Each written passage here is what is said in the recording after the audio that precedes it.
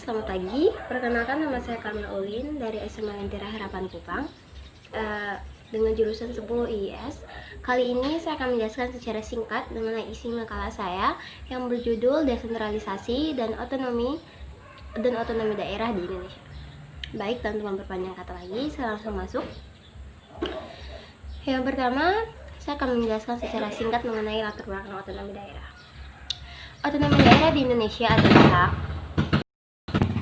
hak, wewenang dan kewajiban daerah otonom untuk mengatur dan mengurus sendiri urusan pemerintahan dan kepentingan masyarakat setempat sesuai dengan peraturan perundang-undangan. Berikutnya, terdapat dua nilai dasar yang dikembangkan dalam Undang-Undang Dasar 1945 berkenaan dengan pelaksanaan desentralisasi dan otonomi daerah Indonesia, yaitu yang pertama, nilai unitaris yang diwujudkan dalam pandangan bahwa Indonesia tidak mempunyai kesatuan pemerintahan lainnya di dalamnya yang bersifat negara, Einheitlichkeit, yang berarti kedaulatan yang melekat pada rakyat, bangsa dan negara Republik Indonesia tidak akan terbagi di antara kesatuan-kesatuan pemerintah. Dan yang kedua, nilai dasar desentralisasi teritorial. Dari isi dan jiwa pasal 18 Undang-Undang Dasar 1945 beserta penjelasannya sebagaimana tersebut di atas, maka jelaslah bahwa pemerintah diwajibkan untuk melaksanakan politik desentralisasi dan dekonsentrasi di bidang ketatanegaraan. Ada juga dilihat dari dimensi politik. Dati 2 dipandang kurang mempunyai fanatisme kedaerahan sehingga risiko gerakan separatisme dan peluang berkembangnya aspirasi federalis relatif minim. Dimensi administratif, penyelenggaraan pemerintahan dan pelayan kepada masyarakat relatif dapat lebih efektif. Dati 2 adalah daerah yang ujung tombak pelaksanaan pembangunan sehingga Dati 2 lah yang lebih tahu kebutuhan dan potensi rakyat di daerahnya. Atas dasar itulah prinsip ekonomi yang dianut adalah nyata. Otonomi secara nyata diperlukan sesuai dengan situasi dan kondisi objektif di daerah. Baik, yang berikutnya adalah kita melihat dari bagian isinya, yaitu desentralisasi dan otonomi di daerah Indonesia. Karena tadi cuma sebagian latar belakangnya doang, kali ini saya akan menjelaskan mengenai pengertiannya secara bukan secara garis besar sih, secara inti, tapi menjelaskan bagian-bagian garis besar. Jadi yang pertama, otonomi daerah secara harafiah bisa dikatakan sebagai daerah. Dalam bahasa Yunani berasal dari kata autos, artinya di mereka sendiri, dan namos artinya hukum dan aturan. Berdasarkan Undang-Undang Nomor 32 Tahun 2004, definisi otonomi daerah atau desentralisasi adalah penyerahan wewenang pemerintahan oleh pemerintah pusat kepada daerah otonomi untuk mengatur dan mengurus urusan pemerintahan dalam sistem negara kesatuan Republik Indonesia. Pencapaian otonomi tidak hanya dalam memberi daerah kewenangan yang lebih besar.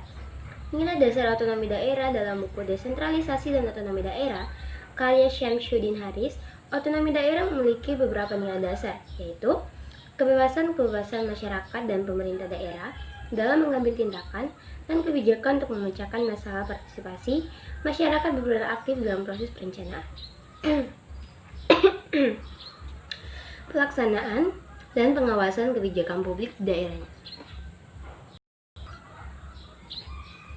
Baik, jadi itu secara garis besarnya aja karena banyak juga di sini. Oh ya, ada satu lagi yaitu otonomi daerah dan dasar hukumnya. Hak daerah dalam menjalankan otonomi daerah memiliki hak sebagai berikut.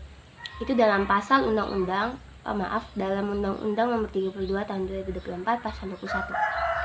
Otonomi daerah memiliki hak sebagai berikut: mengatur dan mengurus sendiri urusan pemerintahannya, memilih pimpinan, daerah mengelola aparatur, daerah mengelola kekayaan daerah, memungut pajak daerah, dan retribusi daerah mendapatkan bagi hasil dari pengelolaan sumber daya alam dan sumber daya lainnya yang berada di daerah.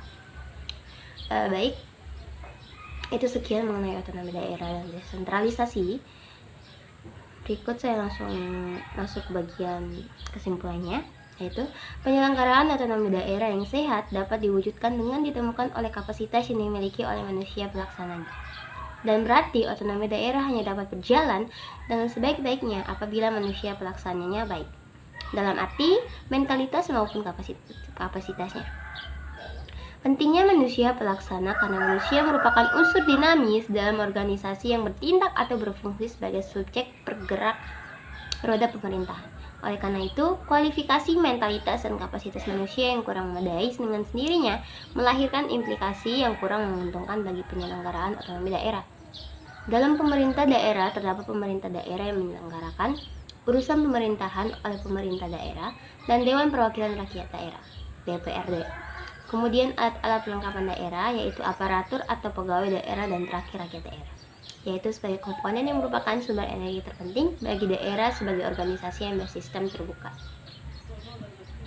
Saran saya, berdasarkan makalah yang saya buat, perlu segera diadakan penelitian, tindakan, dan evaluasi, khususnya dalam upaya menindaklanjuti berbagai peraturan perundangan yang dikeluarkan menyangkut terlaksananya otonomi daerah, sehingga pelaksanaan otonomi daerah, baik menyangkut kelembagaan, kewenangan, dan tanggung jawab aparatur, maupun sumber-sumber pembiayaan dan serta prasarana mendukung lainnya, benar-benar dipastikan oleh ideal dan sesuai dengan aspirasi, tuntutan, dan kebutuhan daerah otonom 93 sehingga tidak akan menimbulkan masalah-masalah fundamental di masa yang akan datang, serta masalah kemiskinan dapat diselesaikan secepat mungkin.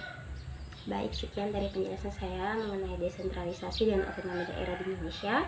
Mohon maaf bila terdapat kesalahan dalam pengucapan saya. Terima kasih.